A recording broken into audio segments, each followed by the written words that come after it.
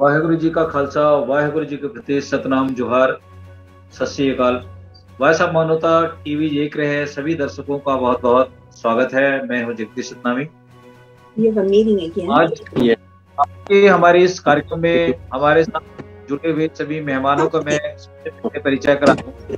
हमारे साथ अमेरिका से जुड़े हुए हैं डॉक्टर कृपाल सिंह साहब। कृपाल सिंह साहब, बहुत बहुत स्वागत है भाई साहब मानवता चैनल में। Thank you. हमारे साथ ब्रिजेंद्र सिंह साहब, पूर्व एडीजीपी, जुड़े हुए हैं, जो आगरा उत्तर प्रदेश के रहने वाले हैं। उनका भी बहुत बहुत स्वागत करते हैं। स्वागत है ब्रिजेंद्र सिंह साहब। हमारे साथ रायपुर से जयंती खोटे जुड़ी हुई हैं, जो एक डिजाइनिंग का उनका एक वर्कशॉप है, उसके ओनर हैं। उनका भी हम स्वागत करते हैं। जयंती जी, बहुत बहुत स्वागत है वास्तव मानवता चैनल में। और आज के इस स्पॉन्सर कार्यक्रम के हमारे जो खास मेहमान हैं, जो इस कार्यक्रम के प्रायोजक हैं, वो डॉक्टर कृपाल सिंह साहब हैं, मेघराज जी हैं।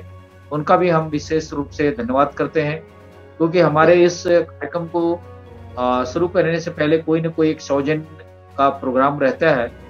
इस सौजन्य को कोई भी ऑर्गेनाइज कर सकता है और इसमें हमारे चैनल को थोड़ा बहुत डोनेट भी कर सकता है, ताकि हम उसका इंट्रोड्यूस भी कर सकते हैं और उनका जो प्रोजेक्शन है वो हम इस चैनल के माध्यम से कर सकते हैं। बहरहाल, आज के हम विषय को लेकर, खास मुद्दे को लेकर, यंग जनरेशन की समस्या को लेकर चर्चा करेंगे। जो यंग जनरेशन की समस्या ये है कि रोटी रोजगार, रोटी कपड़ा मकान, जो वर्तमान जीवन में जो मनुष्य का जो सबसे बड़ा जो जीवन का जो संघर्ष है वो यही है, रोटी कपड़ा मकान। और लोग जो है सेल्फ डिपेंड कैसे हों, आत्मनिर्भर कैसे बने। क्योंकि अनुसूचित जाति जनजाति के वर्ग के जो लोगों के लिए है वो तो भारत में रिजर्वेशन है, लेकिन रिजर्वेशन के सहारे हमारे बहुसंख्यक समाज के बच्चों का वैतरणी पार हो सकता है, ऐसा मुझे नहीं लगता। क्योंकि अगर हम जितने भी जो लोग हैं वो सरकार की नौकरी के भरोसे अगर रहेंगे, तो नौकरी तो उनको मिलने से रहा, और प्राइवेट सेक्टर में जो प्राइवेटाइजेशन हो रहा है उसमें कोई रिजर्वेशन नहीं है। तो इसको हम आज इस विषय को लेकर खास जो चर्चा करने की कोशिश कर रहे हैं, जिसमें हमारे युवा जनरेशन है, युवा बेटे और बेटियों को जो फायदा मिलेगा आज की इस वार्ता को लेकर। तो हम सबसे पहले मैं जयंती के पास ही जाना चाहूंगा सबसे पहले सवाल को लेकर। उसके बाद में हम बारी बारी से सभी विद्वानों से बात करेंगे। जयंती जी, जिस ढंग से भारत के अंदर में बेरोजगारी बढ़ती चली जा रही है, और ये इतनी इतनी भयावह रूप से चली जा रही है। सरकार तो कहती है कि हर साल हम 2 करोड़ लोगों को रोजगार देंगे, नौकरी देंगे, लेकिन मुझे लगता है कि ये तो एक जो वादे हैं वो वादा ही है। लेकिन जिस ढंग से बेरोजगारों के अंदर में निराशा और तमाम प्रकार की जो घटनाएं घट रही है आज के दिन, अपने परिवारों के बीच में आए दिन झगड़ा होना, उनकी नौकरी को लेकर समस्या पैदा होना, चाहे बेटा हो चाहे बेटी हो, उनका उम्र समाप्त होते चला जा रहा है नौकरी को लेकर। तो इस बाबर हमारे जो यंग जनरेशन है उनको क्या कुछ करना चाहिए, उन्हें आत्मनिर्भरता की दिशा में कौन से ऐसे कदम बढ़ाए जाना चाहिए ताकि वो अपने परिवार को एक अच्छे रास्ते पर ले जा सकें और आत्मनिर्भर बन सके। जयंती खुटी। Thank you Jagdish sir. Voice of मानवता चैनल को मेरा बहुत बहुत धन्यवाद कि मुझे एक ऐसा प्लेटफॉर्म दिया गया जहाँ पे मैं इस मुद्दे पे बात कर सकूं। तो आप सभी का सबसे पहले धन्यवाद करती हूँ। सर, बेरोजगारी की समस्या इतनी विकराल रूप ले चुकी है हमारे देश में कि इससे अगर जल्दी से जल्दी नहीं निपटा गया, इसका निपटारा नहीं किया गया, जल्दी से जल्दी इसमें कोई ऑप्शन नहीं लाया गया, तो हमारी जो युवा पीढ़ी है, अभी की जो जनरेशन है, वो मतलब गलत रास्ते पे चली जाएगी। तो उनको सही रास्ते पे लाने के लिए हमें जल्द से जल्द इस पर काम करने की जरूरत है। आप देखिए, कोरोना के टाइम पे कितने सारे इंडस्ट्रीज बंद हो गए, बहुत सारे प्राइवेट सेक्टर के सब काम बंद हो गए।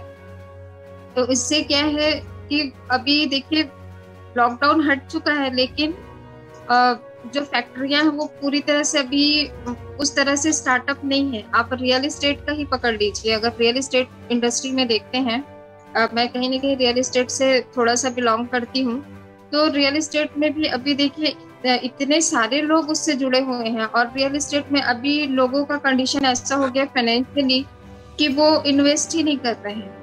और आप समझ सकते हैं, अगर एक कोई इंटीरियर डिजाइनर है या कोई उससे रिलेटेड कोई जॉब करता है, कारपेंटर हो गया, प्लम्बर हो गया, इलेक्ट्रिशियन हो गया, तो ये सारे जो सिविल इंजीनियर्स हो गए, आर्किटेक्ट हो गए, जो इस बैकग्राउंड में काम कर रहे हैं, तो अभी का टाइम ऐसा हो गया है कि लोग इन्वेस्ट नहीं कर रहे हैं इस फील्ड में, बिल्कुल स्कोप खत्म हो गई है। इससे जुड़े हुए इतने हजारों लाखों लोग सब बेरोजगार हो गए हैं।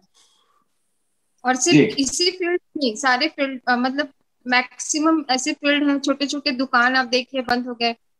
और अभी बीच में जब फर्स्ट लॉकडाउन का टाइम था, मैंने मतलब यहाँ की जो फाइनेंस मिनिस्टर है निर्मला सीतारमन जी, उन्होंने अनाउंस किया कि प्रधानमंत्री जी ने एमएसएमई सेक्टर के लिए नए उद्योग लगाने के लिए इतने सारे, क्या 20 लाख करोड़ आई थिंक, मैं एग्जैक्ट फिगर मुझे याद नहीं है, ये अनाउंस किया था एमएसएमई के लिए, नए स्टार्टअप के लिए। सर उसकी हकीकत क्या है? उसकी मतलब वो सिर्फ पेपरों में और अनाउंसमेंट में ही दिखा, उसका अभी एक्चुअल में कहाँ पे क्या प्रोग्रेस हुआ है, किसको उसका बेनिफिट मिला, कुछ पता नहीं है। हमारी किसी भी यूथ से पूछ के देख लीजिए, किसी भी कंपनी से पूछ के देख लीजिए, हमारे मतलब एक सर दलित समाज पिछड़ा वर्ग के लिए एक बिजनेस और इंडस्ट्रियल एरिया के लिए एक संस्था है टिक्की, आप जानते होंगे शायद, डिक्की। हाँ, मुझे मालूम है डिक्की के बारे में जी। हाँ जी, तो डिक्की में मतलब कुछ लोगों से मैं जुड़ी हुई हूँ जो डिक्की से जुड़े हुए हैं। तो वहाँ के आंकड़े हमें ये बताते हैं कि अभी के टाइम पे मतलब आधे से ज्यादा एमएसएमई जो पहले चल रहे थे वो आज के डेट में बंद हो चुके हैं।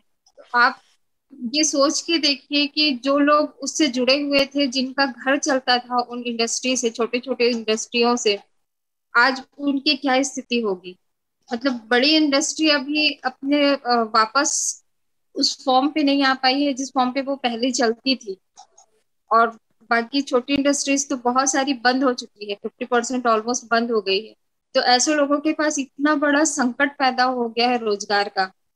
तो अभी यूथ सर भटक रहा है, अपने विजन से भटक रहा है, वो क्या करे, उनके पास कोई ऑप्शन नहीं है यूथ के पास। जी गवर्नमेंट जॉब की वैकेंसीज नहीं निकल रही हैं, और जो प्राइवेट जॉब में थे, प्राइवेट सेक्टर्स बंद हो गए तो उनको जॉब से निकाल दिया गया, नहीं कोई वैकेंसी नहीं है, तो यूथ जाएगा कहाँ? ये बहुत बड़ी समस्या है सर। इस पे सिर्फ बात करना ही नहीं है, इस पे कुछ वर्क करने की जरूरत है। हमें अपने जी लोगों के लिए कुछ सेटअप तैयार करने की जरूरत है। कई बार हम जी बोलते हैं ना कि ऊंची जाति के लोग हम पे रूल कर रहे हैं, निम्न जाति के लोगों के ऊपर रूल कर रहे हैं, लेकिन सर आप ये कंपेयर करके देखिए ना कि हम एजुकेशन में कितना पीछे हैं उनसे, हम फाइनेंशियली कितना पीछे हैं उनसे। और हम बिजनेस लाइन में देखिए, मतलब हम लोग अगर कॉमर्शियल बैकग्राउंड से देखें तो हमारे पास कोई बहुत बड़ा इंडस्ट्रियलिस्ट नहीं है जो उनको कॉम्पीट कर सके। तो हमको ऐसा अपना बैकग्राउंड तैयार करने की जरूरत है। जी, बहुत शुक्रिया जयंती जी। हम आपके पास फिर दोबारा लौटेंगे। बहरहाल आपकी प्रतिक्रिया, जो प्रथम फर्स्ट प्रतिक्रिया आपने दी है हमारी यंग जनरेशन के लिए, वो बहुत एक ज्वलंत मुद्दा को लेकर के आपने चर्चा की है।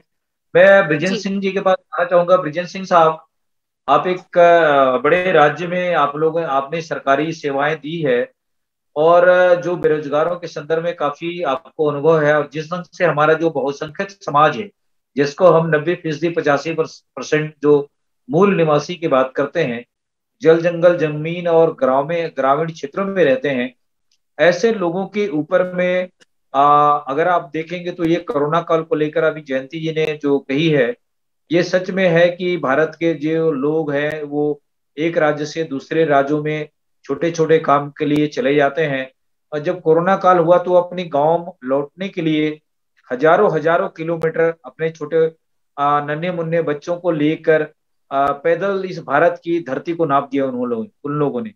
तो आप लोगों ने ये जो तस्वीर का मंजर देखा है वो विभत्स है भारत की जो ग्रामीण जनता का और बेरोजगारी का, इस सब से वाकिफ हैं। तो मैं इस संबंध में विजय सिंह साहब के पास इसलिए जाना चाहूंगा क्योंकि सरकार के पास इतनी नौकरियां नहीं है कि बहुसंख्यक समाज के लोगों को नौकरी दे सके।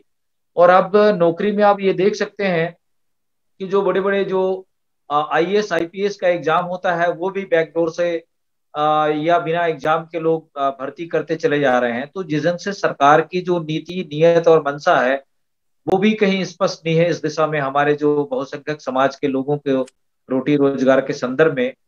तो मैं जिस ढंग से आज का हमारे जो युवा है वो हताशा निराशा और ना जाने किस डिप्रेशन में जी रहे हैं, क्योंकि जो परिवार है जिसमें एक माता पिता के चार बेटे चार बेटियां पांच छह बेटे बेटियां हैं, तो वो यंग हो गए हैं बड़े हो गए हैं और उनको अपने कारोबार अपने रोटी रोजगार के लिए उन्हें कुछ ना कुछ करना पड़ेगा। तो ये एक भयानक समस्या की ओर हमारा भारत देश का युवा जा रहा है। तो इस संदर्भ में मैं आपकी प्रतिक्रिया जानना चाहूंगा विजय सिंह साहब, हमारे यंग जनरेशन के लिए आज की परिस्थिति में हमें क्या कुछ करना चाहिए और हमारे यूथ लोगों को भी किस दिशा में जाना चाहिए, इस पर अपनी प्रतिक्रिया दें। हाँ, धन्यवाद जगदीश जी। बहुत अच्छा जयंती जी ने कुछ बातों पर प्रकाश डाला और जो हालात हैं समाज के उनके ऊपर भी बिल्कुल ठीक कहा है। हमारा नौजवान खास तौर से इस कोरोना में हमारा जो किसान और मजदूर वगैरह का बुरी तरह प्रभावित हुआ है। और किसान और मजदूरों में भी जो हमारा नौजवान है युवा वर्ग है वो एक तरह से सबसे ज्यादा अफेक्टेड है रोजगार की दृष्टि से। तो ये गंभीर समस्या है और इस पे हमारे समझदार लोगों को विचार करना चाहिए कि आखिर क्या इसके कारण है। क्योंकि जो भी कुछ कल हुआ है उसका परिणाम आज है, जो आज हो रहा है उसका परिणाम कल होगा। ये संसार कार्य कारण से चल रहा है। तो जैसा कि बताया गया कि जयंती जी ने बताया कि एजुकेशनली हमारा समाज बहुत पिछड़ा हुआ है, आर्थिक रूप से उससे भी ज्यादा दरिद्र है। हर फील्ड में जो मार पड़ रही है, चाहे वो कोरोना की हो चाहे वो बेरोजगारी की हो, वो इसी समाज के ऊपर पड़ती है। किसान मजदूर जो मेहनत का वर्ग है, हमको अपने अगर युवा वर्ग पर हम ध्यान नहीं देते तो ये समझिए कि हमारा भविष्य जो है कल को अंधेरे में है। लेकिन हमको एक चीज दिमाग में रखनी चाहिए कि जो भी ये जो व्यवस्था है हमारी, ये व्यवस्था के कारण ये हालात ऐसे बने हुए हैं। वो व्यवस्था एक शोषण मूलक व्यवस्था है। ऐसी व्यवस्था है जिसने सर्वनाश किया है मजदूर किसान का। तो उनके बच्चे भी फिर कहाँ से सुरक्षित रहेंगे। अब पढ़ाई लिखाई में, एजुकेशन में, जैसा कि आप जानते हैं एक परंपरा से जो हालात चल रही थी कि भाई पढ़ने लिखने नहीं देना है, बिल्कुल कोई चिट्ठी पढ़ने नहीं लोग नहीं जानते थे।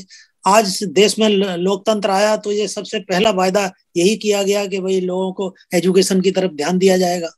मगर गांव में हालत क्या है, एक मिड डे मील योजना बनी है, लोग मुझे बता रहे थे कि उसमें 8वीं क्लास तक इम्तिहान ही नहीं होना है और अपने आप पास कर दिया जाएगा, 9वीं के बाद फिर पास होना नहीं है उसे। और जितनी भी जो टीचर्स हैं उनकी शक्ति इस काम में खर्च होती है, पढ़ाई को छोड़ करके बाकी सब काम उनसे लिए जाते हैं। चुनाव से लेकर के ग्राम के प्रधानी का से लेकर के हर काम लिया जाएगा एक पढ़ाई को छोड़ करके। तो हमारी जो एजुकेशन है, जो मेहनत कश वर्ग की, जो शासक वर्ग है, उसके पास तो अपने बच्चों के लिए ऑक्सफोर्ड कैम्ब्रिज भी खुले हुए हैं। इंडिया में एक से एक बेहतरीन टॉप क्लास के स्कूल खुले हुए हैं। लेकिन सबसे बड़ी चीज है कि क्वालिटी एजुकेशन की बड़ी बड़ी भारी गिरी हुई है और योजनाबद्ध तरीके से गिरा दी गई है। मुझको ये मालूम है कि हम लोगों के बचपन में हमने देखा था गवर्नमेंट स्कूल का बड़ा नाम हुआ करता था। आज गवर्नमेंट स्कूल बंद हो गए हैं करीब करीब। ब्रिटिश टाइम में जो गवर्नमेंट स्कूल खोले गए थे जिनकी इतनी प्रतिष्ठा थी, आज वो करीब बंद हो गए हैं। जो प्राइवेटाइज एजुकेशन कर दी गई है, तो वो प्राइवेटाइज का मतलब होता है मुनाफाखोरी। मुनाफा का मतलब होता है लोभ और लाभ का सीधा संबंध होता है। और लोभ और लाभ, आदमी जब लोभी और स्वार्थी अगर हो गया तो ये जो शिक्षा है ये दुधारी तलवार है। एक लोभी और स्वार्थी आदमी के लिए शिक्षा एक भयानक समाज को पतन का कारण हो सकती है, और वही शिक्षा एक परमार्थी के लिए जन कल्याण का कारण हो सकती है। तो शिक्षा अपने आप में कल्याण का कारण नहीं है। शिक्षा कितना आपको स्वार्थ से, लोभ से ऊपर उठा देती है। मगर ये जो हमें शिक्षा दी जा रही है, ये तो इसका प्राइवेटाइज करके इसको तो लोभ से सीधा जोड़ा जा रहा है, मुनाफाखोरी से सीधा जोड़ा जा रहा है। तो अब हम हालात पर रोने के लिए नहीं है।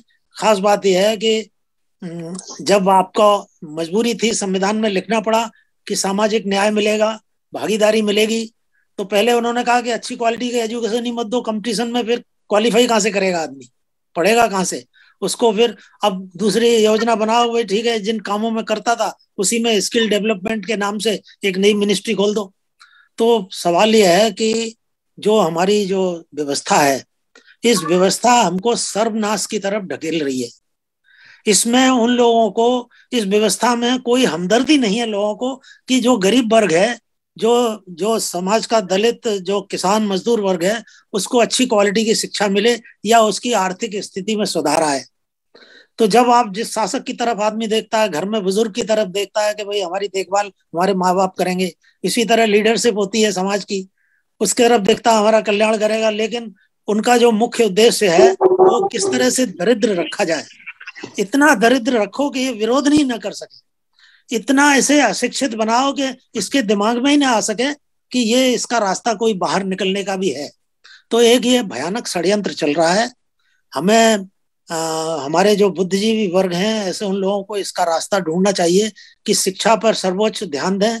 जैसे भाटिया साहब उस दिन कह रहे थे कि भाई हमको शिक्षा का अभियान चलाना चाहिए। अब शिक्षा का कैरिकुलम उन्हीं लोगों को तय करना है। तो अब इन हालात में सरेंडर करने से तो कोई फायदा नहीं है, एक चुनौती है ये। इस चुनौती को स्वीकार किया जाना चाहिए और अपने युवा वर्ग को मेन स्ट्रीम में ला करके उनसे बात करनी चाहिए और रास्ता निकालना चाहिए। जो कुछ भी अभी थोड़ी बहुत नौकरी प्राइवेटाइजेशन से बच गई है, कंपटीशन है उसमें, तो उनको कंपटीशन के लिए ट्रेनिंग दी जाए, स्किल में ट्रेनिंग दी जाए। आईटीआई, जैसे आईटीआई एक स्कूल होते हैं जो स्किल डेवलपमेंट के होते हैं, उसमें सिर्फ 8वीं पास को लिया जाता है और उसमें जो टीचर हैं, आप जानते हैं हमारे यहाँ स्किल में एक से एक बढ़िया कारीगर मिलेंगे हर चीज के, तो अपने स्किल में ही हम उनको रोजगार भी दे सकते हैं। तो बजाय इसके कि हम इन हालात को देखें, मगर ये मान लेना हमको चाहिए कि एक भयानक षड्यंत्र चल रहा है देश के किसान मजदूर को दरिद्र रखने का, इतना दरिद्र रखने का कि वो इसका विरोध ना कर सके। अब जो लोग समाज को एक 21वीं सदी में लेना चाहते हैं, सुपर पावर बनाना चाहते हैं, मेरी समझ में नहीं आती कि जब तक किसान मजदूर को की कमर को मजबूत नहीं किया जाता, रीढ़ की हड्डी है, अगर वो मजबूत नहीं है तो कहां से हम 21वीं सदी में कहां पहुंचेंगे। कुछ मुट्ठी भर लोगों के स्वार्थ पूरे हो सकते हैं।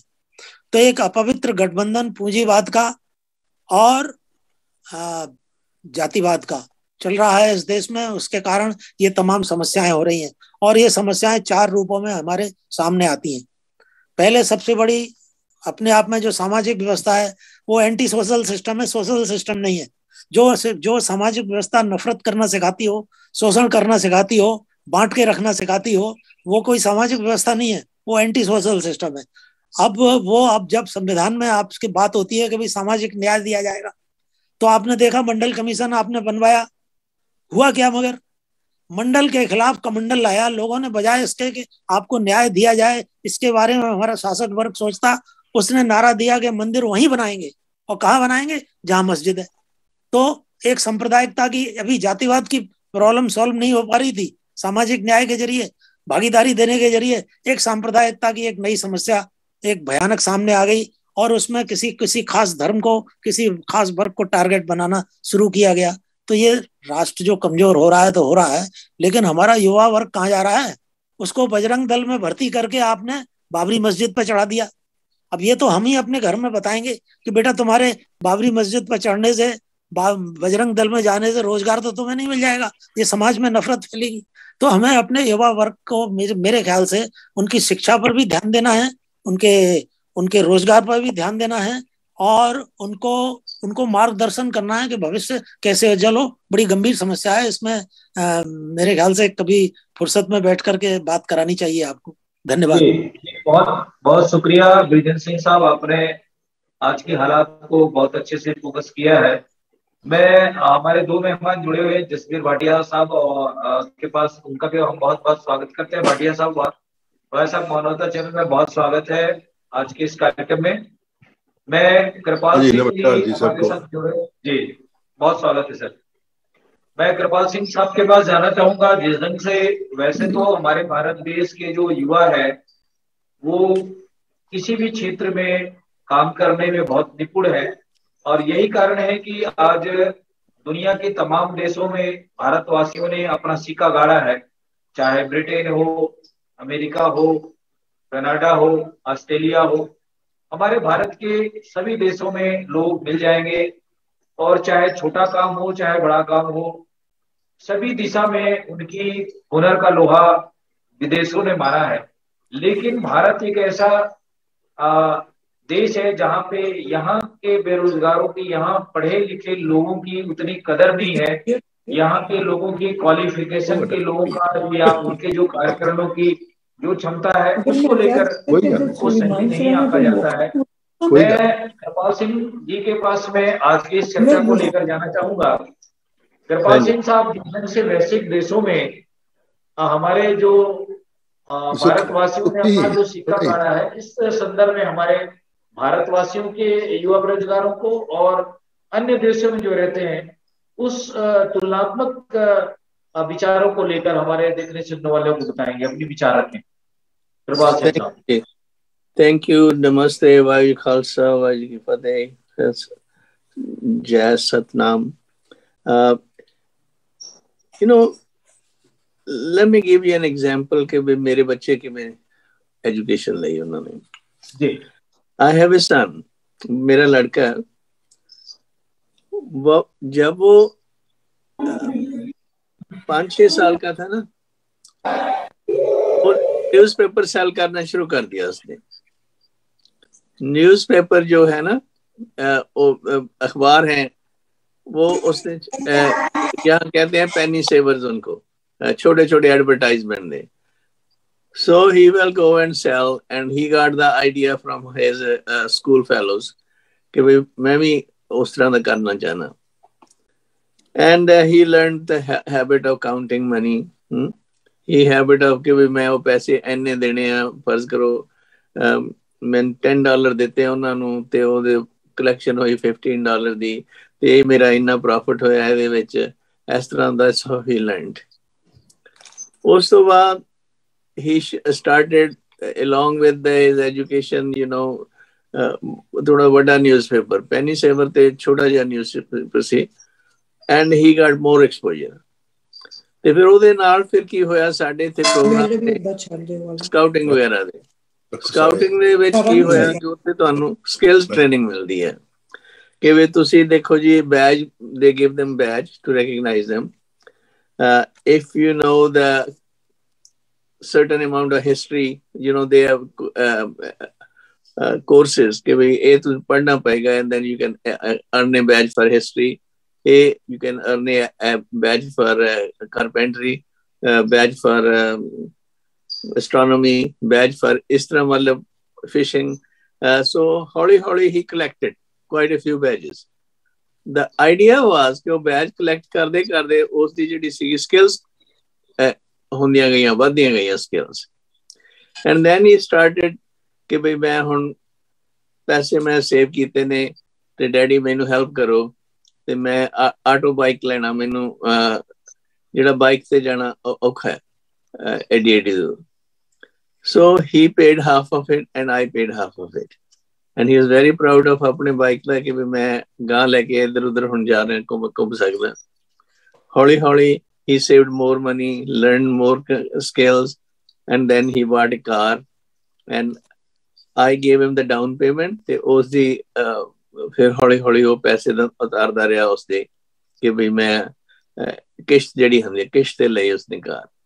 I could have given him all those things myself, he didn't have to do, but ਉਹਦਾ ਪ੍ਰਾਈਡ ਜਿਹੜਾ ਡਿਵੈਲਪ ਹੋਇਆ ਕੰਮ ਕਰਨ ਤੋਂ, ਉਹਦੀਆਂ ਸਕਿੱਲਸ ਜਿਹੜੀਆਂ ਡਿਵੈਲਪ ਹੋਈਆਂ ਹੌਲੀ ਹੌਲੀ ਕੰਮ ਕਰਨ ਤੋਂ ਬਾਵਜੂਦ, ਬਥੇਰੀ ਦੁਨੀਆ ਕਹਿੰਦੀ ਸੀ ਉਹ ਤੂੰ ਡਾਕਟਰ ਦਾ ਪੁੱਤਰ, ਤੈਨੂੰ ਕੰਮ ਕਰਨ ਦੀ ਕੀ ਲੋੜ ਹੈ? ਕਹਿੰਦਾ ਨਹੀਂ ਮੈਂ ਤਾਂ ਕਰਨਾ ਆਪ, ਮੈਂ ਆਪ ਸਿੱਖਣੀਆਂ ਚੀਜ਼ਾਂ। ਹੌਲੀ ਹੌਲੀ then he became computer science ਵਗੈਰਾ ਲੈ ਲਈ ਉਸਨੇ, ਫਿਰ ਅਕਾਊਂਟਿੰਗ ਵਗੈਰਾ ਹੋਰ ਇਸ ਤਰ੍ਹਾਂ ਦੀਆਂ ਚੀਜ਼ਾਂ ਕਰਦੇ ਕਰਾਉਂਦਾ। Now in his life he's 53 years old ਤੇ he manages, ਉਹਨੇ ਪ੍ਰੋਪਰਟੀਜ਼ ਲਈਆਂ ਹੋਈਆਂ, ਉਹਨਾਂ ਦੀ ਰਿਪੇਅਰ ਵਗੈਰਾ ਕਰਨੀ ਜਾਂ ਹੋਰ ਜਿਹੜੇ ਚੇਂਜਸ ਕਰਨੀਆਂ ਉਹ ਆਪ ਹੀ ਕਰ ਲੈਂਦਾ। ਆਪਣੀ ਕਾਰ ਦਾ ਚੇਂਜ ਕੀਤਾ, ਕੋਈ ਡੋਰ ਖਰਾਬ ਹੋ ਗਿਆ, ਕੋਈ ਬੈਟਰੀ ਚੇਂਜ ਕਰਨੀ, I can do himself, ਉਹ ਕਿਤੇ ਲੈ ਜਾਣ ਦੀ ਲੋੜ ਨਹੀਂ ਪੈਂਦੀ ਉਸਨੂੰ। ਹੋਰ ਘਰ ਦੇ ਵਿੱਚ ਚੀਜ਼ਾਂ ਇੱਧਰ ਉੱਧਰ ਕਰਨੀਆਂ ਹੁੰਦੀਆਂ ਨੇ ਜਿਹੜੀਆਂ he can do himself, all those skills learned। ਜਦੋਂ ਕਿ ਦੂਜੇ ਹੋਰ ਕਿਸੇ ਬੰਦੇ ਨੂੰ ਬਾਹਰੋਂ ਹੈਲਪ ਲੈਣ ਦੀ ਲੋੜ ਪੈਂਦੀ ਹੈ to do all that। ਮੇਰਾ ਕਹਿਣ ਦਾ ਮਤਲਬ ਇਹ ਹੈ ਕਿ ਵੀ ਇਹ ਜਿਹੜੀ ਸਕਿੱਲਸ ਟ੍ਰੇਨਿੰਗ ਹੈ ਛੋਟੇ ਹੁੰਦੇ ਤੋਂ ਸ਼ੁਰੂ ਹੁੰਦੀ ਹੈ, ਛੋਟੇ ਬੱਚਿਆਂ ਤੋਂ ਹੌਲੀ ਹੌਲੀ ਉਹਨਾਂ ਦੇ ਵਿੱਚ ਚਾਅ ਪੈਦਾ ਕੀਤਾ ਜਾਂਦਾ ਹੈ ਤੇ lot of it is based on apprenticeship। ਤੁਸੀਂ ਆਪਣੇ ਪੁੱਤਰ ਤੋਂ ਦੱਸਣਾ, ਉਹਨੇ ਪੂਰੀ ਉਹਦਾ ਹੈਲੋ ਤੁਸੀਂ ਆਪਣਾ ਬਲੌਕ ਕਰੋ ਜੀ ਮਾਈਕ੍ਰੋਫੋਨ ਤੇ ਉਹ ਫਿਰ ਹੌਲੀ ਹੌਲੀ ਉਹ ਜਿਹੜੀਆਂ ਸਕਿੱਲਸ ਨੇ ਐਸੇ ਤਰ੍ਹਾਂ ਹੀ the ਕੁੜੀਆਂ ਦੀਆਂ ਸਕਿੱਲਸ ਜਿਹੜੀਆਂ ਨੇ, I have 2 daughters, they develop similar kind of skills by joining the girls programs and all that। ਤੇ ਇੱਥੇ ਜਿਹੜੀ ਹੈ vocational training goes hand in hand along with ਜਿਹੜੀ ਹੈ ਦੂਜੀ ਤੁਹਾਡੀ intellectual training ਹੈ। ਇਹ ਨਹੀਂ ਹੈ ਕਿ ਵੀ ਤੁਸੀਂ ਗਵਰਨਮੈਂਟ ਤੇ ਡਿਪੈਂਡ ਕਰੋ ਹਰ ਇੱਕ ਚੀਜ਼ ਦੇ ਲਈ, ਗਵਰਨਮੈਂਟ ਸਾਡਾ ਇਹ ਕਰੇਗੀ, ਗਵਰਨਮੈਂਟ ਉਹ ਕਰੇਗੀ, ਨਹੀਂ। It's all based on families helping each other, local prices ਜਾਂ ਲੋਕਲ ਜਿਹੜੇ ਆਰਗੇਨਾਈਜੇਸ਼ਨ ਨੇ ਉਹਨਾਂ ਦੇ ਵਿੱਚੋਂ ਕੰਮ ਕਰਨ ਦੇ ਨਾਲ। ਤੇ ਜੇ ਤੁਸੀਂ ਵਰਕ ਕਰਦੇ ਹੈਗੇ ਫਰਜ਼ ਕਰੋ ਕਿਸੇ ਰੈਸਟੋਰੈਂਟ ਗਰੁੱਪ ਲਈ, ਉਹ ਰੈਸਟੋ ਗਰੁੱਪ ਉਹਨਾਂ ਦੇ ਆਪਣੇ ਸਕਾਲਰਸ਼ਿਪ ਹੁੰਦੇ ਨੇ ਬੱਚਿਆਂ ਲਈ ਜਿਹੜੇ who work hard and do well, plus they give them jobs as assistant manager or whatever it is। So ਜੋ ਵੀ ਸਿਸਟਮ ਹੈ it's all private based ਇੱਥੇ, it's not based on the government ਕਿ ਵੀ government ਸਾਡੇ ਲਈ ਆ ਕਰੇ, government ਸਾਨੂੰ ਆ ਦੇਵੇ, government this is not based on it that। ਇੱਥੇ ਕਈ ਲੋਕ ਨੇ ਜਿਵੇਂ ਹੁਣ I'm sure Janti knows, ਜਿਵੇਂ ਸਟੀਵ ਜੌਬਸ ਵਗੈਰਾ, ਉਹਨੇ ਹਾਈ ਸਕੂਲ ਹੀ ਨਹੀਂ ਪਾਸ ਕੀਤਾ and he was the one who invented Apple computer। Disney world ਦਾ ਬੰਦਾ ਜਿਹੜਾ ਉਹਨੇ ਹਾਈ ਸਕੂਲ ਐਜੂਕੇਸ਼ਨ ਵੀ ਨਹੀਂ ਸੀ ਉਸਦੀ, ਕਿੰਨਾ ਕੁਛ ਕੀਤਾ। ਸੋ ਇਹ ਹੈ ਦਿਮਾਗ ਯੂਜ਼ ਕਰਨ ਦੀ ਗੱਲ। ਉਹਦੀ ਜਿਹੜੀ ਆਦਤ ਹੈ ਦਿਮਾਗ ਯੂਜ਼ ਕਰਨ ਦੀ ਉਹ ਘਰੋਂ ਸ਼ੁਰੂ ਹੁੰਦੀ ਹੈ, ਆਲੇ ਦੁਆਲੇ ਤੋਂ ਸ਼ੁਰੂ ਹੁੰਦੀ ਹੈ, ਭੈਣਾਂ ਭਰਾਵਾਂ ਤੋਂ ਸ਼ੁਰੂ ਹੁੰਦੀ ਹੈ, ਨੇਬਰਹੁੱਡ ਤੋਂ ਸ਼ੁਰੂ ਹੁੰਦੀ ਹੈ। ਇਸ ਨੇ ਖਾਸ ਧਿਆਨ ਦੇਣ ਦੀ ਲੋੜ ਹੈ। ਇਕੱਲੇ ਪੈਸੇ ਕੁਛ ਨਹੀਂ ਕਰ ਸਕਦੇ, ਗਵਰਨਮੈਂਟ ਕੁਛ ਨਹੀਂ ਕਰ ਸਕਦੀ ਇਹਦੇ ਲਈ।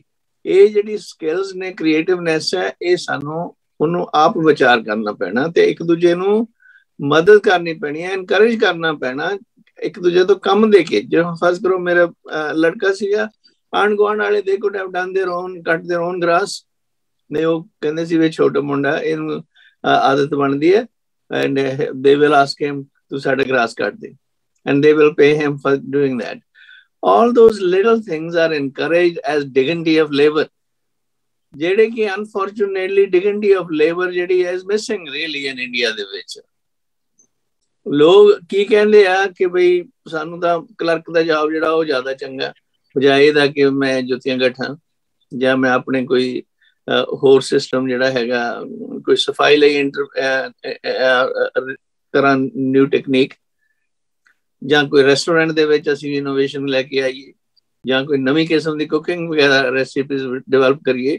ਇਹੋ ਜਿਹੀਆਂ ਜਿਹੜੀਆਂ ਚੀਜ਼ਾਂ ਨੇ ਜਿੰਨਾ ਚਿਰ ਅਸੀਂ ਉਹਨਾਂ ਵੱਲ ਧਿਆਨ ਨਹੀਂ ਦਿੰਦੇ ਸਿੱਧੀਆਂ ਚੀਜ਼ਾਂ ਦੇ ਵਿੱਚ, ਨਾ ਦੇ ਸਾਡਾ ਦਿਮਾਗ ਜਿਹੜਾ ਹੈਗਾ ਉਹ ਵੱਧ ਸਕਦਾ, ਨਾ ਸਾਡੀ ਕੁਆਲਿਟੀ ਆਫ ਲਾਈਫ ਇੰਪਰੂਵ ਹੋ ਸਕਦੀ ਹੈ, ਨਾ we can create enough, generate enough wealth and jobs।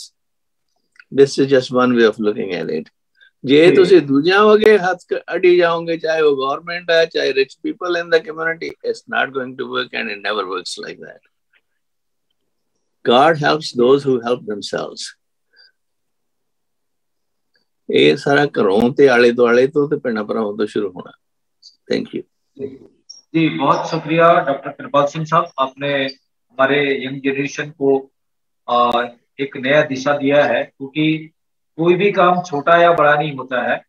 और छोटा से ही इंसान बड़ा बनता है, ये बुजुर्गों ने सिखाया भी है। हमारे साथ भाटिया साहब जुड़े हुए हैं। वैसे तो हमारे सिखों ने अमेरिका में एक सिक्का गाड़ा हुआ है अपने काम के बदौलत, अपनी क्वालिफिकेशन के बदौलत। और हमें फक्र है कि आप दोनों मेहमान हमारे उस वैश्विक देश में रह करके हमारे इंडिया के जो यंग जनरेशन को मैसेज दे रहे हैं। बड़ी खुशी की बात है आज हमारे इस चैनल के माध्यम से आप लोगों के विचार साझी हो रही है। मैं भाटिया साहब का स्वागत करते हुए आज की इस चर्चा को आगे बढ़ाते हुए मैं उनसे रिक्वेस्ट करूंगा कि जो भारत में जो हमारे बहुसंख्यक समाज के जो बच्चे हैं, युवक युवती हैं, जो पढ़ लिख करके बेरोजगारी की दिशा में लगातार हताशा और निराशा की दिशा में बढ़ रहे हैं, ऐसे लोगों को सेल्फ डिपेंड होने के लिए, आत्मनिर्भर बनने के लिए क्या कुछ करना चाहिए। तो मैं इस दिशा पर भाटिया साहब से गुजारिश करूंगा कि यंग जनरेशन को मार्गदर्शन करें ताकि वो अपने जीवन को, अपने परिवार को एक अच्छे मुकाम हासिल कर सकें और आर्थिक स्थिति को लेकर वो बेहतर अपने जीवन को बना सकें। जसवीर भाटिया साहब। जी, वाई खालसा वाई फतेह, सत श्री अकाल, सतनाम।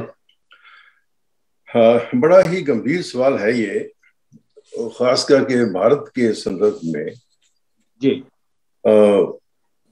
अभी डॉक्टर साहब ने बातें की, एकदम ठीक बातें की, हमारा भी ऐसे एक्सपीरियंसेस हैं।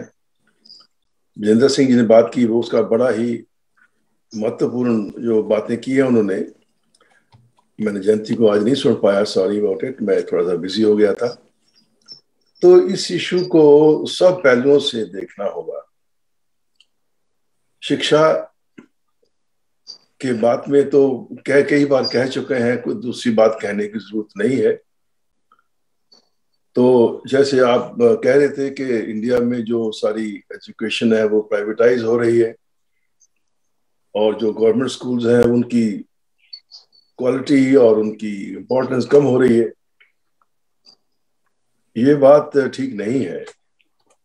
देखिए, यूनाइटेड स्टेट्स का बात कर सकता हूँ, हिंदुस्तान की बात कर सकता हूँ, मैं वहीं से पढ़ा हूँ।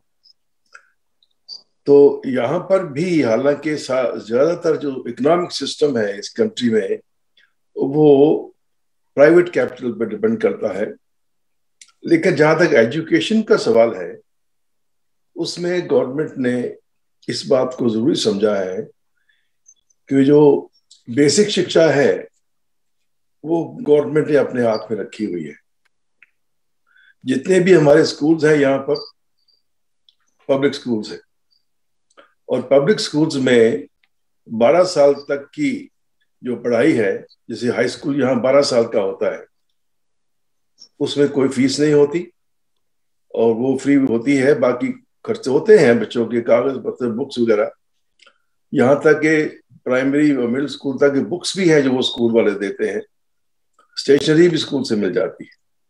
चलो, ये बात है, रिच नेशन है आप कह सकते हैं, लेकिन जो बजट है इस कंट्री का उसमें बहुत सारा जो एम्फेसिस है एजुकेशन के ऊपर होता है। तो इसलिए प्राइवेट स्कूल जो है, आपने ठीक कहा कि वहां पर मोटिवेशन है, तो वो आम आदमी के लिए वो सूटेबल नहीं है, वो नहीं हैंडल कर पाते।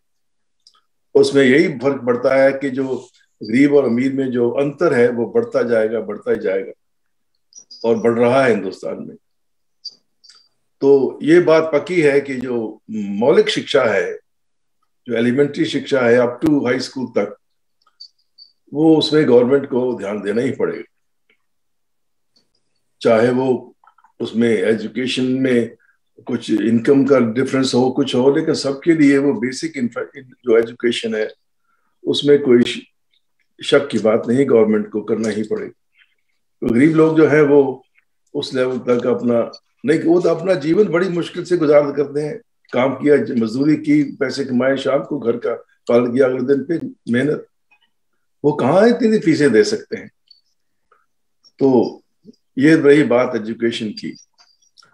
और दूसरी बात जो है वो, जैसे डॉक्टर साहब ने कहा है कि सरकार एक वातावरण पैदा करती है, एक एटमॉस्फेयर पैदा करती है जिसके अंदर जो यूथ और पब्लिक जो है प्रॉस्पर कर सकती है।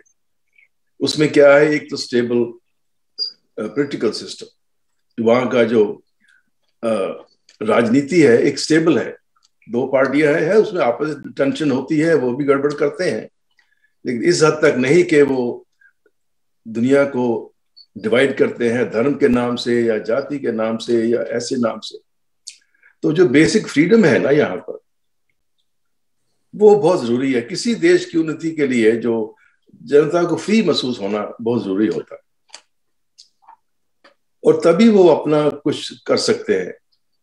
अब देखिए, जॉब जो है, नौकरी जो है, पेशा जो है, वो तो कितने तरीकों से आएगी। या तो गवर्नमेंट की सर्विस है, या मिलिट्री की सर्विस है, या पुलिस की सर्विस है, या फिर इंडस्ट्री की सर्विस है, इंडस्ट्री पैदा होती है उसमें लोग जॉब करते हैं, वर्कर्स होते हैं, या फिर कृषि है, खेती बाड़ी है, या फिर और छोटे जो सोशल सर्विसेज है, किसी ने अपना बिजनेस किया, कपड़े का बिजनेस किया, खाने का बिजनेस, जो भी बिजनेस जो समाज की सेवा के लिए बिजनेस चलते हैं, वो सारे के सारे यही है एक तरीका मतलब एम्प्लॉयमेंट का, व्यवसाय का। तो गवर्नमेंट के में जॉब क्या है, जॉब गवर्नमेंट खोलती जाएगी, जॉब लोग दफ्तरों में भर्ती करते रहेंगे, क्या करेंगे? काम का कोई एक्टिव काम वहां नहीं होता, वही उसमें प्रोडक्टिव काम नहीं होता सरकारी दफ्तरों में, वो एक एडमिनिस्ट्रेशन है, वो उससे प्रोड्यूस कुछ नहीं होता, पॉलिसीज बनती है, बाकी कुछ नहीं। इसीलिए करप्शन बढ़ती है, क्योंकि बहुत सारे एम्प्लॉइज हो जाते हैं, गवर्नमेंट में काम है नहीं, बस उनको पैसा होता है, कैसे पैसा मारा जाए।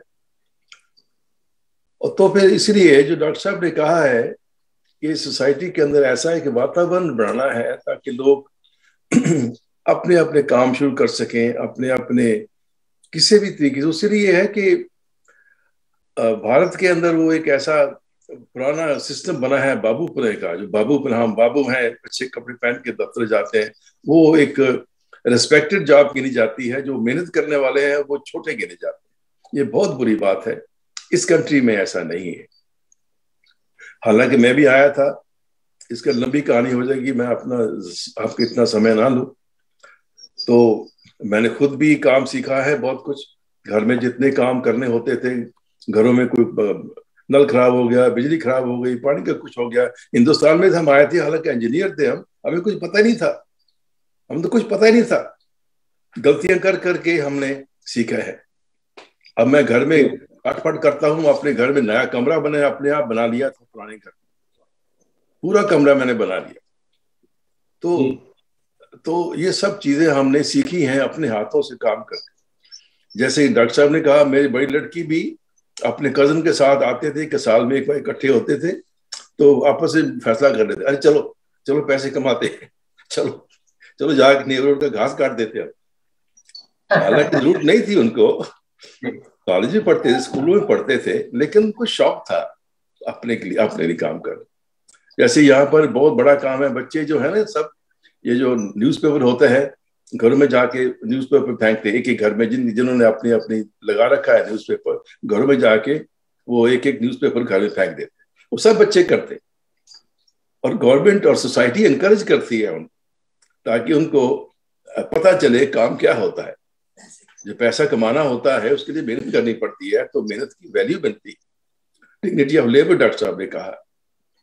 चलो वो एक बात है, हिंदुस्तान में तो ऐसा एनवायरनमेंट है ही नहीं, वो काम करे तो हम लोग मजाक उड़ाते हैं, वो कहता रही है कि कैसा काम कर रहा है, समझे ना। वो एक बड़ा ही पुराना एक एटीट्यूड बना है हिंदुस्तान के अंदर, जो छोटे काम को लोग लुक डाउन करते हैं। अब बाकी सवाल रहा अब क्या किया जाए। अब यह है तो हर सोसाइटी में उनको अपने अपने पेरेंट्स को, बड़ों को अपने अंदर एक सोसाइटीज बनानी चाहिए। भाई हम सोचें अपने नौजवानों को कैसे पढ़ाना है, कैसे ऊंचा करना है, हम कैसी स्किल देनी है।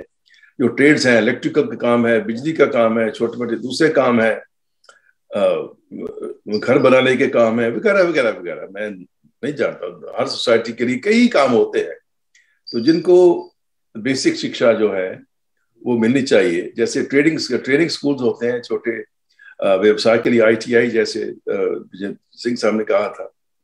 तो मैं एक दूसरे देश में भी गया था और उन्होंने प्राउडली मुझे, हमें और मैं बेटी वाइफ ही थी, जाओ देख के आओ, देखो हमने कैसा, हमारे नेबर में, मैं नाम नहीं देना चाहता, हम गए थे अपने गुरुद्वारा विजिट करने के लिए। इतने बड़े ही चाव से उन्होंने ऐसे छोटे छोटे ट्रेनिंग स्कूल हमें दिखाए, जहाँ कोई प्लम्बिंग का काम कर रहा है, कोई बिजली का काम कर रहा है, कोई कंप्यूटर सीख रहे हैं, लड़कियां को अपने अलग स्कूल थे छोटे छोटे। तो ऐसे हमें खुद ही समाज में इकट्ठे होकर करना है, सोसाइटीज बने, अपने नेबरहुड्स में बने, हम कैसे अपना जीवन सुधार सकते हैं, अपने आप कैसे साफ सुथरा रख सकते हैं, अब ताकि हम ये काम सीखना है तो कहाँ से सीखेंगे। जो सोसाइटी में जिनको पता है वो अपने ही बच्चों को, अपने ही नौजवानों को ट्रेन करें। तो यही समाज सेवा है। समाज सेवा इसी को कहते हैं। तो जरूरी नहीं समाज सेवा के लिए पैसा देना है, अपना समय दे के, जो उस दिन मैंने बात की थी उस दिन कुंटे साहब से, कि अपना समय दीजिए अपने नौजवानों के लिए, हर हफ्ते में 1-2 घंटे टाइम दीजिए। हम बच्चों को कुछ सिखाना है, हमको पढ़ाना है, हमारा अस्तित्व क्या है, हमारी हिस्ट्री क्या है, हमारा जो संस्कृति हमारी क्या है, ये स्कूलों में कौन पढ़ाएगा। तो इसके साथ साथ हमें काम करने का भी कुछ होना चाहिए। कृषि में इतने काम हैं, मैंने बोला था कि एग्रीकल्चर में जितने बाई प्रोडक्ट्स निकलते हैं, जितना वेस्ट निकलता है, उनको किस तरह से यूज किया जाए, कैसे ऑर्गेनिक फर्टिलाइजर बनाए जाएं। तो ऐसे कई काम होते हैं जो मैं लिस्ट नहीं बना सकता इस वक्त आपको, लेकिन सब कुछ सोचना पड़ता है, खुद सोचने की होना चाहिए। अच्छा मैं क्या कर सकता हूँ और क्या नई चीज यहाँ कर सकता हूँ, कैसे अपनी जिंदगी को ठीक कर सकता हूँ। तो यही डॉक्टर साहब ने कहा है कि हमें सेल्फ हेल्प को करना है, अपने आप को करना है। हम दूसरों को मैं पढ़ गया मुझे को नौकरी दो जी, ये ऐसे नहीं होता, ऐसे समाज नहीं चल सकता। तो यही कुछ बातें हैं आपसे शेयर करना चाहता हूँ। और जी बहुत शुक्रिया वाडिया साहब, आपने हमारे यंग जनरेशन को, नई पीढ़ी को, नए जनरेशन को एक मार्गदर्शन दिया है। मुझे लगता है कि इस पर जरूर वो अमल करेंगे। मैं दोबारा फिर से जयंती के पास में लौटना चाहूंगा। जयंती, जिस दिन से आजकल की जो बेटियां हैं वो शहरों में रहती हैं, पढ़ लिख गई हैं और काफी एजुकेशन उनके पास कंप्लीट हो चुका है, फिर भी छोटी छोटी जॉब के लिए जब वो नौकरी की तलाश में जाते हैं और जब उन्हें नौकरी नहीं मिलता है तो बिजनेस की दिशा में जाते हैं। तो आप देखते होंगे कि वहां पे जो रायपुर में जो सुपरमार्केट है, मॉल है, वहां पे अच्छे अच्छे बीए में किए हुए लड़के और लड़कियां शॉपिंग में अपना ड्यूटी करते हुए नजर आती है। तो जिस दिन से आज हमारे जो हम छत्तीसगढ़ की ही अगर बात कर लें तो एजुकेशन तो काफी लोगों के अंदर में आया हुआ है, लेकिन सृजन की दिशा में, रोटी रोजगार की दिशा में जिस दिन से हमारे लोगों को और इस व्यापार और व्यवसाय की दिशा में लोगों को, जैसे भाटिया साहब बार बार कहते हैं कि एग्रीकल्चर में काफी स्कोप है। हमारे सतनामी कम्युनिटी के अंदर में वो बहुत सारे खेती है उनके पास में, हर परिवार में कम से कम 2 एकड़, 5 एकड़, 10 एकड़ खेती है, अपने घरों में बाड़ियां हैं। तो यहाँ पे साग सब्जी या और भी कोई छोटे मोटे व्यवसाय करके लोग आते हैं। जैसे मैं एक उदाहरण बताऊंगा, मैं जिस इलाके में रहता हूँ उस इलाके में टमाटर इतनी तादाद में निकल रही है कि कई राज्यों में टमाटर सप्लाई हो रहा है। और आज एक एक किसान जो है एक एक दिन में 20,000 से 25,000 से लेकर के लाखों रुपया टमाटर से उत्पादन से कमाई कर रहे हैं। अभी ये सीजन, ये 3 महीने का सीजन है और इस सीजन में आप इधर देखिए कि जिधर नजर लगाएंगे उधर टमाटर ही टमाटर लाल लाल आपको नजर आएगा सड़कों में। और पत्थल गांव में आप देखेंगे कि पत्थल गांव का जो टमाटर है वो पूरे हिंदुस्तान में फेमस है। आप भी शायद खाती होंगे, रायपुर में हमारे पत्थल गांव का टमाटर जाता है। तो अब आप लोगों ने इस दिशा में मेहनत करके उत्पादन पैदा किया है, तभी तो लोगों को पहुंचा रहे हैं। ये कोई छोटा मोटा काम नहीं है। अभी 50 रुपए किलो हमारे गांव में बिक रहा है टमाटर अभी, और शहरों में कम से कम 70, 80 या 100 रुपए तक जा रहा है। तो आप टमाटर का उत्पादन को कोई कम ना समझे। तो इसी प्रकार का लोग अगर खेती में और हालांकि पढ़े लिखे लोग बोलते हैं कि हम कीचड़ में क्यों जाएंगे, खेती में काम करेंगे तो हमको मिट्टी और धूल में सनना पड़ेगा। तो इस काम को छोटा काम समझते हैं लोग, ऐसा मुझे लगता है। तो बहरहाल इस दिशा में मैं आपकी दोबारा प्रतिक्रिया जानना चाहूंगा कि हमारे जो पढ़े लिखे लोग हैं वो मिट्टी के काम को, खेती के काम को क्यों उतना छोटा समझते हैं। तो इन लोगों को जब नौकरी नहीं मिलेगी तो उस दिशा में हमारे लोग कहाँ जाएंगे और अपने परिवार व्यापार को चलाने के लिए किस दिशा में जा सकते हैं? जयंती जी।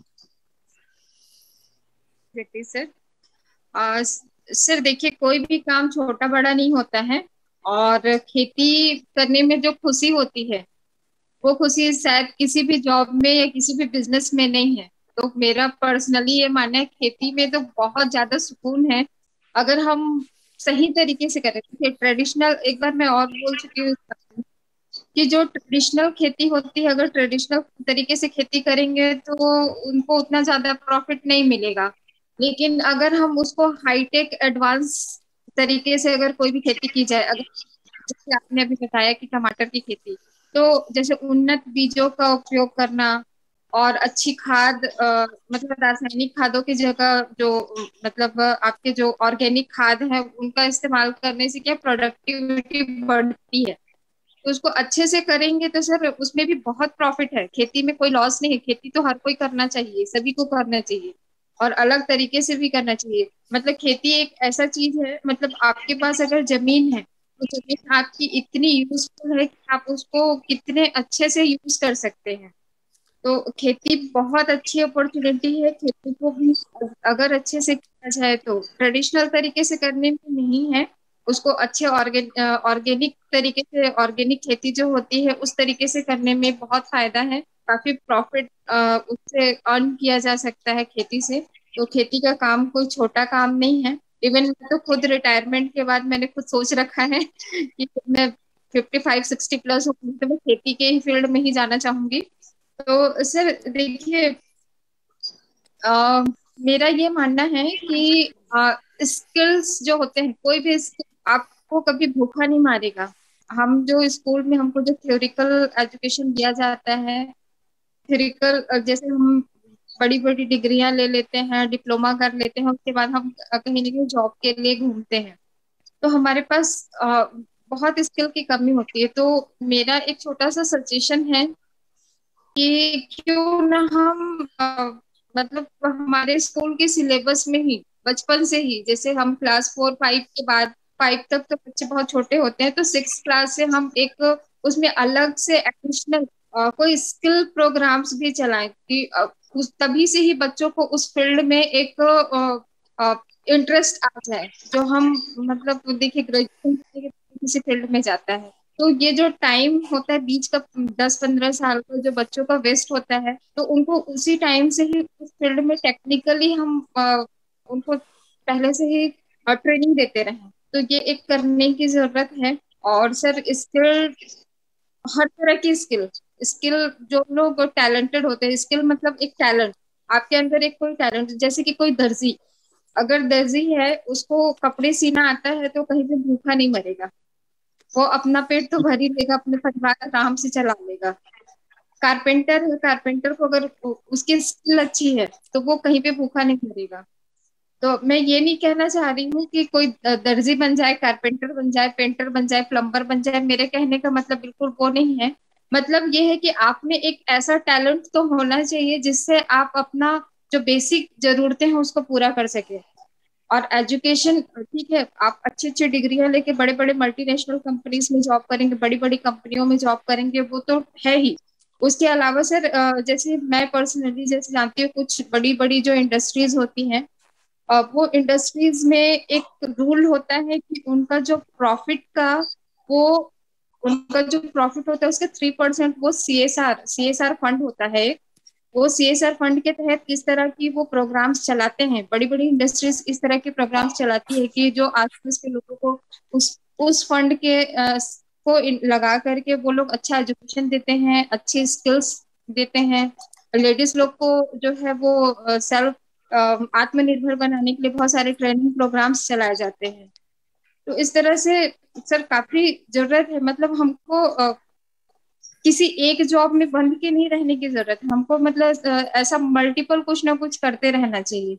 अभी मैं डिजाइनिंग के साथ साथ और भी काम है जो मैं करती रहती हूँ। कभी मैं मतलब टीचिंग में भी आ जाती हूँ, कभी मतलब साथ में बहुत सारे काम है, मैं टूर एंड ट्रेवल्स का भी काम करती हूँ। तो मतलब देखिए मल्टीपल होना चाहिए, आपके पास सोर्स ऑफ इनकम मल्टीपल होना चाहिए, किसी एक पे बंधे हुए नहीं रहना चाहिए।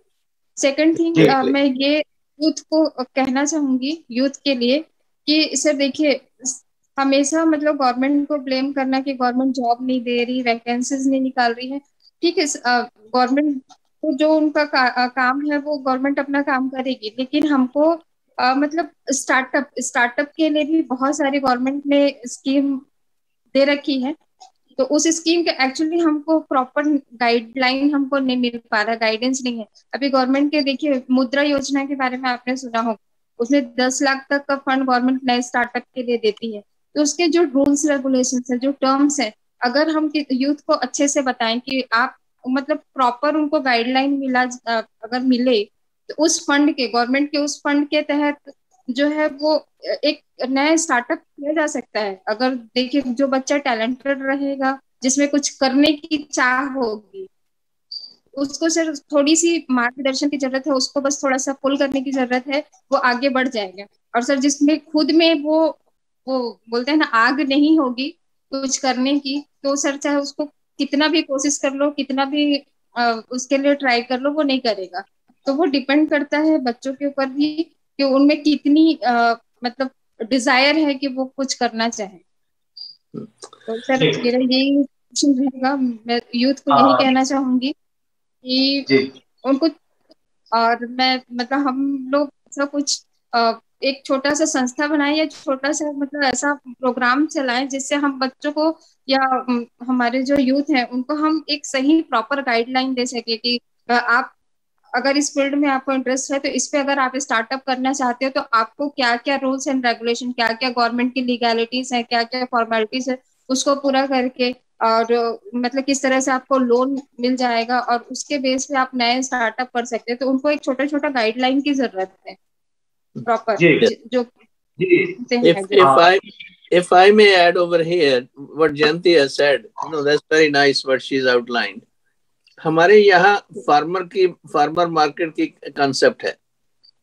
जो फार्मर्स है ना छोटे बड़े, वो जो ग्रो करते हैं शलजम, टोमेटोज और पेपर्स एटसेट्रा, वो लेकर आते हैं every once a week they have a farmers market। वहाँ वो लोगों को, जो रहने वाले लोग हैं, उनसे खरीद लेते हैं, बजाय जाने के ग्रोसरी स्टोर में या किसी और से ब्रोकर से, उससे डायरेक्ट फार्मर से ही खरीद लेते हैं। नाले तो वो फ्रेश होती है, नाले उसको चीपर होती है रिलेटिवली। अच्छा, फिर एक और बड़ी ब्यूटीफुल बात है, जैसे आपने टमाटर की बात करी है, वे कैसे टमाटर वो एडवर्टाइज करते हैं, उन्होंने टमाटर का जूस देते हैं कट के, वहीं देखो टेस्ट करो कैसा हमारा टमाटर है, जहाँ उसको फाड़ियां बना के देते हैं कि देखो इसको नमक वगैरह लगा के वे किस तरह, and then they show them how the ketchup is made and how they can do that kind of thing, and how tomatoes and something else can be mixed together and how that improves the quality of food and taste. So ऐसी जो innovative चीजों है ना, इन farmers की market में की जाती है, और वो जो हेल्प कर रहे हैं उनको भी एम्प्लॉयमेंट मिल रही है, जो लर्न कर रहे हैं, जो देख रहे हैं आले दुआले, उनको भी क्रिएटिवनेस, उनके माइंड ओपन होता है। सो ऐसे छोटे छोटे प्रोग्राम जो है हमें बहुत जागृत पैदा कर सकते हैं। That's where I recommend what Jayanti has been saying. जी, बहुत शुक्रिया कृपाल सिंह साहब का और जयंती का। हम इस विषय में वॉइस ऑफ मानवता चैनल में हम आने वाले समय में एक सब्जेक्ट एक दिन का हम लेके आएंगे कि रोटी रोजगार के संबंध में, व्यवसाय के संबंध में एक जो फील्ड है, जो फार्मर्स का या प्लम्बर का या और भी कोई भी दुनिया में तमाम प्रकार के, जैसे कहा जाता है कर्म ही पूजा है, क्योंकि जीवन का जो संघर्ष है वो कर्मों से जुड़ा हुआ है। हमारे पुरखों में अगर हम देखें तो बहुत सारे जो बुजुर्ग हैं वो अलग अलग चीजों में वो महारत हासिल होते थे। कोई घर बनाने में, कोई बिल्डिंग बनाने में, कोई कारपेंटर बनाने में, कोई लोहे का सामग्री बनाने में।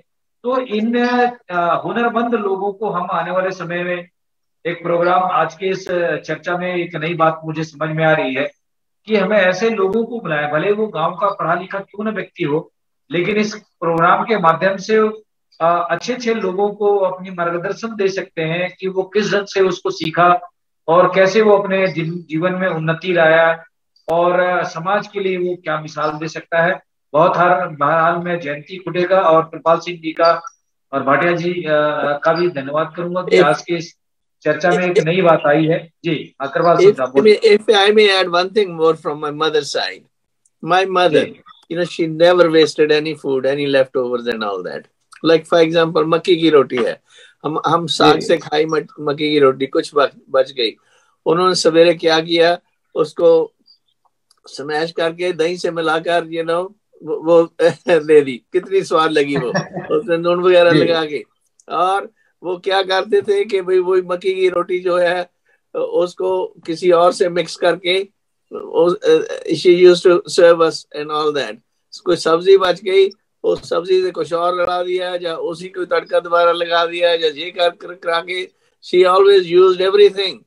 I always feel like there were no leftover. It was always a fresh meal. So these innovative things you watch and you appreciate and all that. When I was little, I didn't find that interesting at that time. अब जब मैं देखता हूँ backward के भाई review करता हूँ कैसे मेरी माँ करती थी, तो मेरा दिमाग जो है, मेरा अप्रिसिएशन उसके लिए बहुत बढ़ जाता है। जी बहुत शुक्रिया डॉक्टर साहब, आपने रोटी की बात कही तो हम छत्तीसगढ़ के एक रोटी के बारे में बात करेंगे। जो मान्यवर कांसीराम साहब थे, पंजाब से चल के जब आए और छत्तीसगढ़ में वो साइकिल की यात्रा कर रहे थे, तो हमारे छत्तीसगढ़िया लोगों के घरों में वो रुके। तो हमारे छत्तीसगढ़ का एक डिश है, जयंती खुडे उसको अच्छे से बता सकती है, मैं उसकी थोड़ी भूमिका बता देता हूँ कि मेरी माँ जो है, इतना बड़ा जो एक प्लेट होता है, तवा बोलते हैं, बड़ा सा तवा, उस तवे में जो अंगारे की रोटी बोलते हैं, अंगारे की रोटी बहुत फेमस है छत्तीसगढ़िया सतरामियों के बीच में, एक बड़ा सा उसमें चावल की आटे को लोग पहले हाथों में उसको जांता से पीस करके निकालते थे और निकालने के बाद में उसको 1 घंटा 2 घंटा टाइम लगता था चावल को पीसने में। उसमें थोड़ी सी उड़द की दाल मिलाते थे और उसमें जो जानवर का गोबर का कंडा होता है, उस कंडे को जला करके उस आग से ऊपर नीचे उस रोटी को सेकते हैं और वो इतना टेस्टी बनता है। उसमें ऑयल का मात्रा नहीं होता है और उसको अगर टमाटर की चटनी से अगर उसको खाएंगे तो इतना स्वाद आता है कि वो बहुत मजेदार बनता है। मैं सोचता हूँ भारत के अंदर में अगर इसका पब्लिश किया जाए तो मैं सोचता हूँ उस अंगारे की रोटी को खाने के लिए तो विदेशों से आएंगे। तो ये जो रोटी है छत्तीसगढ़ में बहुत फेमस है और कांसीराम साहब ने उसको बड़े वो तो बहुत हेल्दी शरीर के थे, उन्होंने एक तवे की पूरी रोटी को खा गए वो। तो उसके बारे में खुडे साहब को मालूम है कि तवे की रोटी जो है अंगारा की रोटी कहते हैं। हम किसी दिन उसको जरूर अपने चैनल में इस रोटी के बारे में आप लोगों को इस डिश के बारे में बताएंगे। आपको वो दिखा भी दीजिएगा रोटी हमें। Janti, watch, I'm going to give you a surprise visit and eat that food from your house.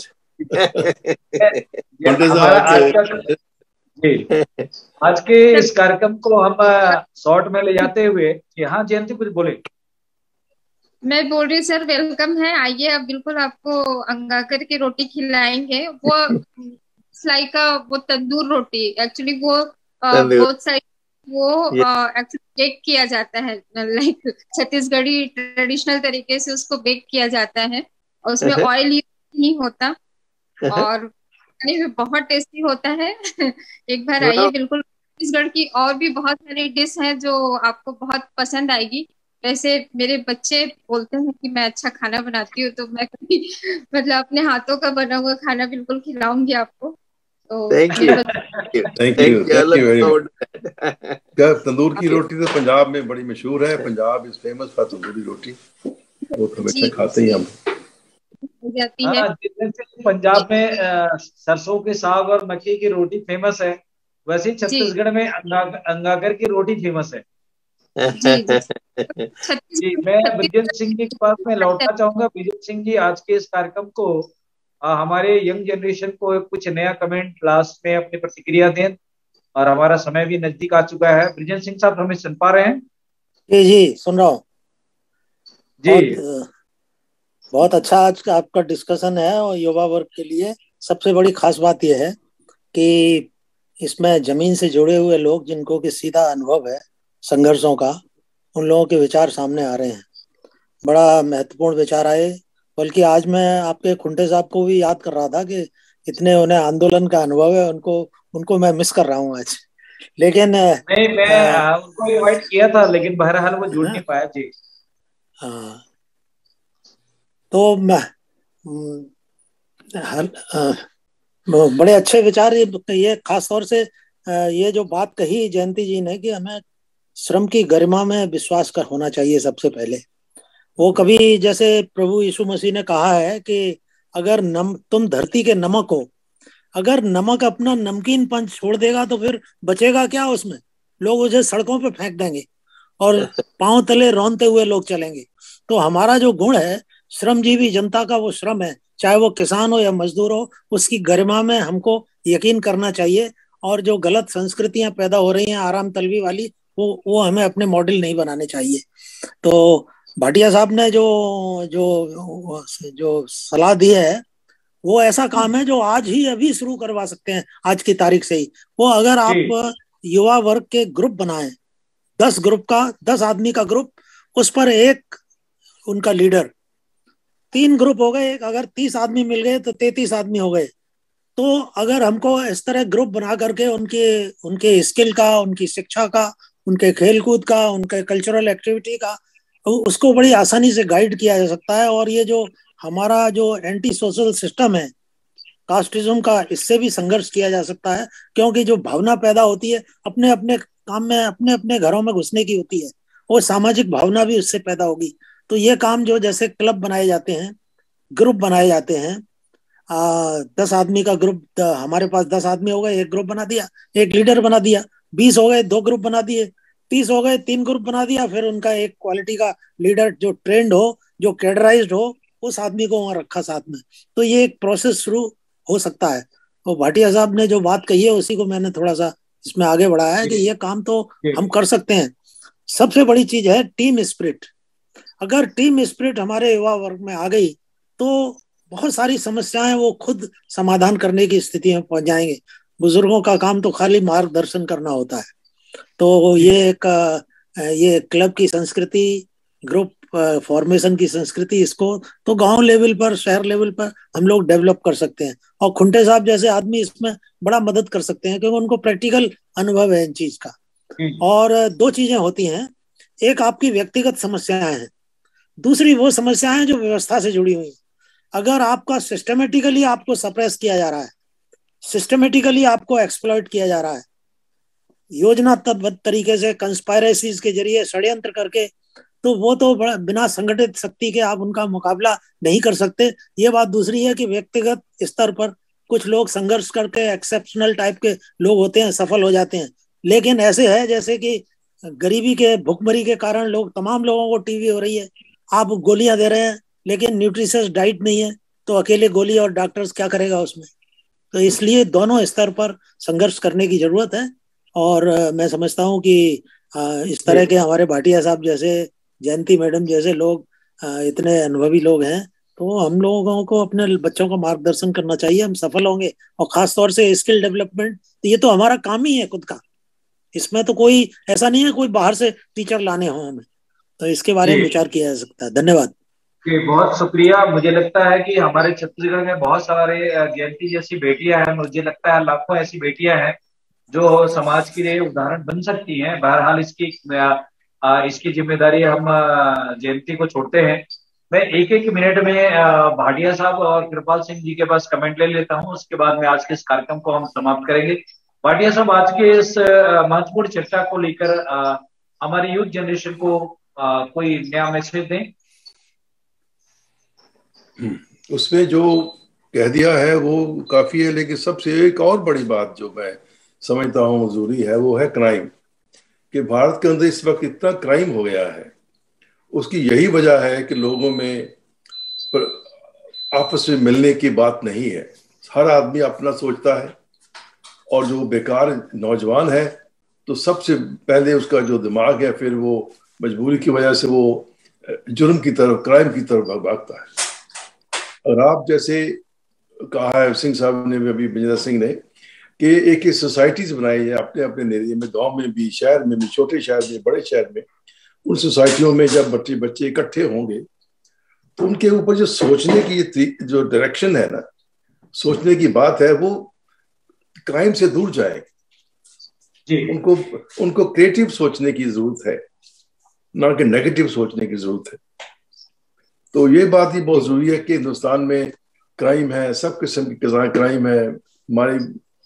हमारी बच्चियों को, औरतों के ऊपर जो क्राइम हो रहे हैं हिंदुस्तान में, देख के शर्म आती है, रोना आता है। तो वो भी एक बहुत बड़ा फैक्टर है। और ये जो बात करी है सिंह साहब ने भी, मैं डॉक्टर साहब मैंने भी, कि सोसाइटीज छोटी छोटी सोसाइटीज बनाए, जो एक्सपीरियंस लोग हैं उसमें अपने समय का दान दें, उनको बच्चों को सिखाएं, आगे बढ़ाएं और एक अच्छे नागरिक उनमें से पैदा करें, तो तभी ये सब हो सकता है। मैं कहूँगा जब भगवान ने इंसान बनाया तो उसको साथ में नौकरी थोड़ा दे के भेजी थी। ये मेरी नौकरी है, हाँ मैंने भेज दिया, अब देखो अपने आप को, be yourself, stand on your own feet. तो हमारे में पंजाब डॉक्टर साहब भी कहेंगे कि ये कहते हैं कि उत्तम खेती, मध्यम व्यापार, निखिद नौकरी। सबसे उत्तम जो व्यवसाय है वो खेती है, उसके मध्यम जो बीच में जो है आता है वो है व्यवसाय, समाज की सेवा के लिए जो बिजनेसेस होते हैं। और सबसे घटिया जो व्यवसाय है वो नौकरी करना है किसी की। तो लेकिन अंग्रेजों ने हमें इस तरह से नौकरीवाद में बता दिया है कि बाबू बनना, हम बाबू बनना चाहते हैं बस। वो बहुत शुक्रिया भाटिया साहब, आपने जी मैं थोड़ा सा ऐड करना चाहता हूँ थोड़ा सा ऐड करना चाहता हूँ। भाटिया जी ने जो बात कही है उसी में जो क्राइम वाली बात कही है, देखिए वो जो मैं अभी कह रहा था कि कुछ चीजें होती हैं जो व्यवस्था के पार्ट होती हैं, सिस्टम से जनरेट हो रही हैं, कुछ व्यक्तिगत जनरेट होती है। अभी एक घटना उत्तर प्रदेश में हुई है, लखीमपुर खीरी में, जहाँ स्टेट होम मिनिस्टर हैं, कैबिनेट रैंक के, वहाँ जहाँ गवर्नमेंट ऑफ इंडिया के, पता ये चला, अखबारों में आया कि वो हिस्ट्री सीटर रहे हैं। अब पुलिस में मैं रहा हूँ, हिस्ट्री सीटर का मतलब होता है हार्डेंड क्रिमिनल, और ऐसा क्रिमिनल जिसकी कि एसपी भी उस हिस्ट्री सीट को नहीं काट सकता, बदल नहीं सकता, बंद नहीं कर सकता उसको। तो पता चला कि वो कोर्ट से उन्होंने बंद करवा लिए। तो जब कारण क्या है कि जब राजनेताओं को ये पता चल जाता है, मैं ये बताना चाह रहा था कि सिस्टम की जो बीमारी है, इंडिविजुअल को लड़ना उसके लिए इतना आसान नहीं होता। तो अगर इंडिविजुअल लड़ेगा उसके लिए तो वो संगठित तरीके से ही लड़ सकता है। तो एक ये बहुत बड़ा दृष्टांत है। अब कारण क्या है, राजनीति में क्रिमिनल्स की दम पर अगर आपको सत्ता में आना है तो क्रिमिनल्स को ऊपर प्रमोट करना पड़ेगा। तो एक जमाना था जब राजनीति में मैंने देखा था कि अपराधी राजनीतियों के साथ लगे रहते थे। अब वो खुद ही राजनीतिज्ञ हो गए हैं। तो आप सोचिए, वो आप कहेंगे कि ये पुलिस क्या कर रही है, वही पुलिस को उनकी सेवा करनी है, पहले उनकी सुरक्षा देखनी है क्रिमिनल्स की, फिर आपकी देखेगी। तो दूसरी बात कि आप जब खुद ही मतलब ये गंभीर प्रॉब्लम है जो जिसकी तरफ इशारा भाटिया साहब ने किया है। और इसके लिए जो बात मैंने कही वो और भी इम्पोर्टेंट हो जाती है कि ये ग्रुप फॉर्मेशन, ग्रुप बनाए, क्लब बनाए हम लोग, और अपने युवा वर्ग को सावधान करें कि भाई इन चीजों से कैसे बचा जाता है, कैसे आत्मरक्षा की जा सकती है। धन्यवाद विजन सिंह साहब। मैं लास्ट कमेंट 1 मिनट में कृपाल सिंह साहब से लेता हूँ। कृपाल सिंह जी, आज के हमारे जनरेशन को नया। थैंक यू जी, दिस वेरी प्रोडक्टिव सेशन। देखो जो वेलड़पन है ना, वो तो शैतान की वर्कशॉप है। जो वेलड़पन है, यहाँ कहते हैं an idle person mind is a devil's workshop.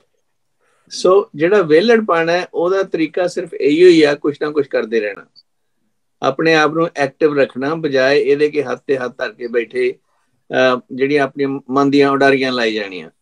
Instead of that we need to do something practical, क्योंकि अपने पैर धोंदा कोई नौकर नहीं खवांदा। सो अपने आप ਨੂੰ ਅੱਗੇ ਵਧਾਉਣ ਦੇ ਲਈ this is the only way that we need to do something like we have been taught. So I commend that discussion and we hope आगे और भी ऐसी डिस्कशन चलेगी। थैंक यू जी, बहुत शुक्रिया आज के इस कार्यक्रम। जी हाँ, भाटिया सर। अपनी आवाज को म्यूट करें सर, भाटिया सर, अपनी आवाज को। हाँ, अभी मिसेज मुझे इशारा कर रही थी, ये बात भी कही है कि हमारे यहाँ एक ट्रेडिशन है यूएसए में, जहां जहां अपने नेबर होते हैं, छोटा छोटा जो समाज होता है, उसे कहते हैं ब्लॉक वॉच।